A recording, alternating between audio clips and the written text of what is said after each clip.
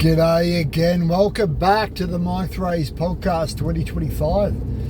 Wow, we've had a bit of the break. I've been holding the energy. What do I mean by that? Holding the energy in, and something I haven't talked a lot about on this podcast. I think I've probably implied it, but we've been very focused around archetypes, particularly last year, building on that law of attraction, changing your reality from your thoughts focus, which is so popular in the spiritual awakening community, and moving that into that shadow integration through accepting the divine feminine, stepping into that frequency, the mage, magician, king, queen, balancing of archetypes, the divine masculine, divine feminine. Something that I've found and I've learned, and partly why I've taken such a big break from the podcast and even social media generally lately, and even sharing, it's this idea of energy in, energy out. That when we want to actually grow something, develop, embody, produce, step into our power, it can be helpful to be silent, to say less, to hold more within. So that doesn't translate too well to a podcast, does it, or a YouTube video? But I'm feeling the call. I'm feeling the call to share that as we move forward, you know, we've come out the other side of the shadow. We've got this calling, and this might be coming to your inbox or your YouTube or your podcast feed today, because you're in a simple position where we've done enough of the work, where those people and situations have been somewhat pulled out of our lives, mostly by no longer paying attention to them, that we're now ready to step back into this new world. But as we step back into it, rather than repeat the old habits of what we used to, how we used to relate, and just leading in with all our energy and leading into how can I serve you, how can I give away my power, how can I seek your validation, how can I not be afraid of disappointing you, so do what I can to please you. Rather than repeating those habits and those patterns, it's now at this point where we've got enough of that energy within. We've transmuted enough of the old stories where we could breathe. We can breathe again. And we're breathing our own air, our own stories, our own transmuted identity that's not really an identity anymore. Doesn't really have a fixed personality per se. It's more of the expression of our form, our passions, our inspiration that can change through these archetypes. So this is where I'm at the moment, and it's built a little bit on the last episode I did around Uber driving and letting go through this. A big, you can either title this episode, we might title it 10 Things I've Learned Through Uber Driving. The last, all up I've done about 6-7 months when I had a 7-month break, but about 1,500, 2,000 trips. 10 things I've learned through Uber driving that you can apply to energetic awareness. The first one, don't try so hard. Don't try so hard, not only in the car, in the driving, but in life.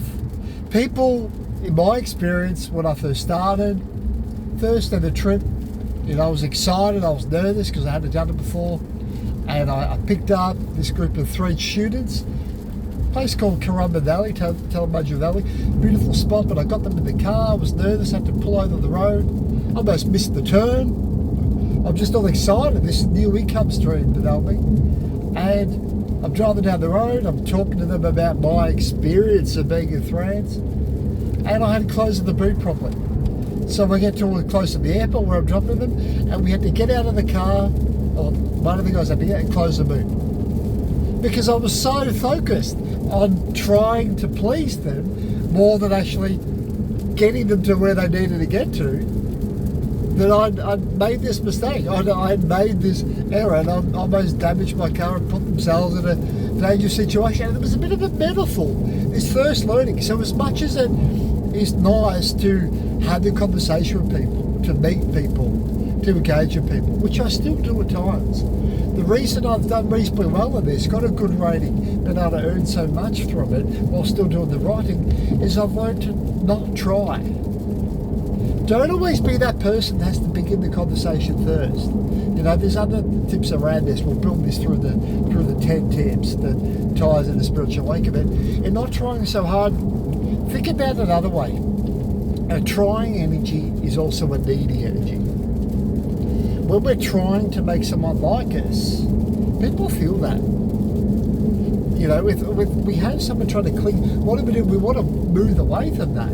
So it's somewhat of the dance. Whenever I meet people and get to the car, yes, always say hello at the very minimum and say thank you at the end. But don't try so hard. When we try, we actually, rather than winning people's respect, we actually normally get disrespected. People don't care.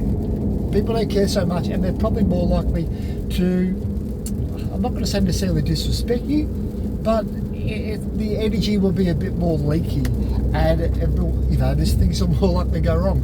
Like the boot won't be closed properly in a car like mine, which doesn't close properly when it's automatic. The second thing connected with awakening and what I've learned, your experience and the people you attract into the car, like your own reality, is dependent on how you feel about yourself. I mean, this is not unusual in everything I've already talked about in the podcast. It's not unusual what I do talk about with people that want to talk more about my books, if we do go into that space. It's pretty simple. How you value yourself, the energy you feel within, will attract that out into your reality. We know that from the law of attraction, and we know that from a general basis. But do we practice it? Do we keep ourselves and our car clean? Do we manage our thoughts, our environment? A big space of going beyond our old identity to step into that, allowing that inspired identity. The identity lives, acting from the spirit, being a conduit for the divine, having interesting synchronicities and attracting prosperity beyond identity by service, by inspired service, is releasing any need that we're not good enough to receive. That we need, as I talked about earlier, that we need to try. It's an interesting space. It's kind of like, for me, I've heard Castaneda talk about this in his books, and I've seen other people. Hold your frequency of worth through the way you present, the way you present both yourself, your car, your environment, but don't be too attached to how that's viewed, how that's received. So it's a constant dance between when I have people come to the car, they'll often compliment me on the car because it's a nice Mercedes-Benz, it's a good car. But if I'm too attached to that car, things sometimes go wrong. I can have issues with the car. People might slam the door. Sometimes there's been other issues with the car. It's a constant dance between, yes, present yourself in the highest vibrational light. Hold yourself in that frequency of worth, but can you see yourself more important than others? So that's probably the third thing.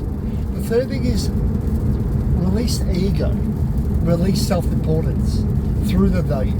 So yes, even though we're not trying and we do value ourselves, if we don't take ourselves too seriously, it's a lot easier to work with all these different people, all different personality types. I made almost 1,800 trips with this. And to be able to do this job, it's not the hardest job on earth, but dealing with people can be difficult. It can be difficult. It has its own challenges. You need to have someone of a fluid personality if you want to do it beyond more than just medial trips, hard grind, not really attracting possibilities and synchronized conversations. You really do need to be a little bit willing to go with the flow. And part of that going with the flow is, yes, valuing you, having self-respect, but at the same time being willing to dance a little bit with it. So by that I meet people of all different types, all different challenges. They might want to talk about the weather, the current affairs, etc. They might just need someone to be silent. That's probably the bigger challenge, and I think is what probably ties back to the first step, don't try, and why and how I think I've been able to get the ratings high. As my default is rather than to talk incessantly, to leak energy, to try to convince people, I think, hold the frequency in silence. actually be fluid enough to not try to persuade or convince or coerce. It can be a bit of an awkward scenario sometimes where you can feel people want to talk. You can actually feel that awkwardness. But if you're not, if there's not rather being rude, if people are trying to raise a conversation and you've answered it with respect, with being courteous, but it's not really going, rather being a dancing monkey, a dancing performer that people sometimes think we need to be, and that's tied to an ego also. Just dropping any need to try and actually just listening or asking them questions helps it flow a lot more clearly and cleanly. So that's that first three. Don't try,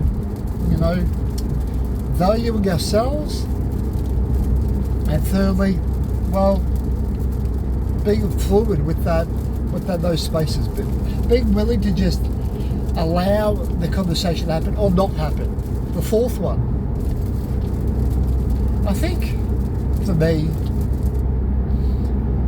sometimes we try too hard in life. We try to micromanage everything, and this is again something with spiritual awakening and even my books and everything I'm learning, even the podcast.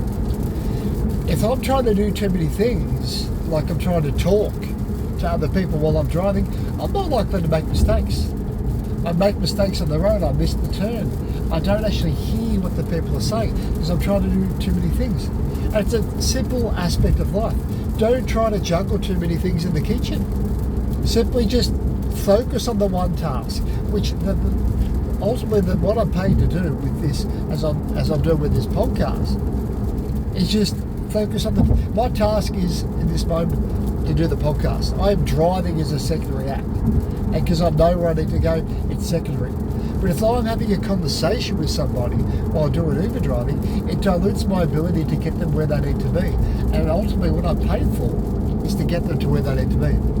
The fifth one, our energy is only as attractive as what we're trying to get. By that I mean, what are we trying to get out of any experience? The podcast for me also. What I've found, like with the YouTube jelly and books, when I'm trying to get something off someone, trying to get paid, there is that neediness that I talked about it with that first one. Don't try.